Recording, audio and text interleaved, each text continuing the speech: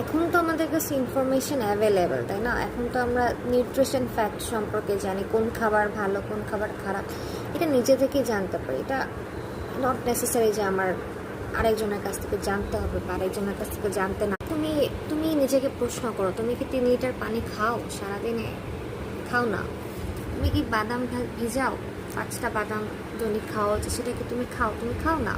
তুমি স্কিনে গ্লো চাও, তুমি কি একটু ইনফ্ল্যামেশন কমানোর জন্য কি টার্মারিক ওয়াটার খাও, মানে হলুদ পানি খাও? খাও না। তুমি আমাদের পলিউশনের কারণে, তারপর কর্টিসল লেভেলের কারণে, আরও তোমরা জানো এগুলো যে এইসব কারণে, ইনসুলিন রেজিস্ট্যান্সের কারণে আসলে আমাদের ওজনটা কমে না, আমাদের স্কিনের গ্লোটা আস্তে আস্তে হারিয়ে যায়, আমরা আস্তে আস্তে মুটিয়ে যাই। তো তোমার আসলে সব জানো, কিন্তু তোমার আসলে অভাব হচ্ছে মোটিভেশনের।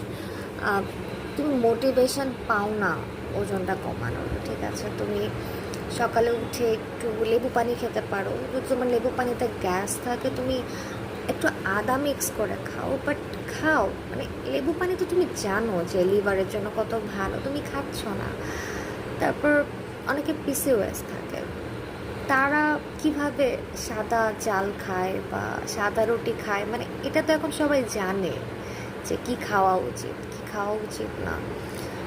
তারপরও কেউ মেনটেন করতে চায় না এবং ভুরি ভুরি রোগ বাঁধিয়ে ডক্টরের কাছে যাচ্ছে। দরকার নাই তো। তুমি তোমার কিচেনে সব কিছু আছে, তোমার কিচেনে আছে মেথি, দেখো মেথি আছে কিচেনে, একটু মেথি পানি খাও না প্রতিদিন, একটু মেথি পানি খাও। এটা সেটা করে দেখো, মানে একটু ফেনাল যাকে বলে, মৌরি মৌরি ভেজানো পানি খেতে পারবো, কত কিছু খাওয়া যায়।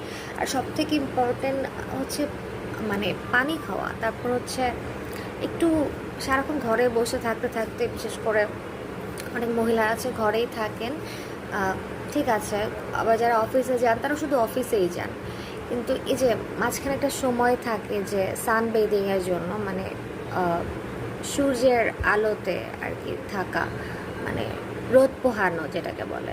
তো রোদ পোহাচ্ছে না আমরা, আমাদের ভিটামিন ডি এর ডেফিসিয়েন্সি হচ্ছে, এটার জন্য আসলে কত রকমের রোগ হচ্ছে, এটা তো আপনারা সার্চ দিলেই পাবেন গুগলে। আসলে জানাশোনার অভাব এখন আর নাই, এখন হচ্ছে আমি চাই না তাই পারি না, আমি নিজেকে ফিট রাখতে চাচ্ছি না তাই আমি ফিট থাকতে পারছি না, ঠিক আছে? এটাই, মোটিভেশন ইজ দ্য কি।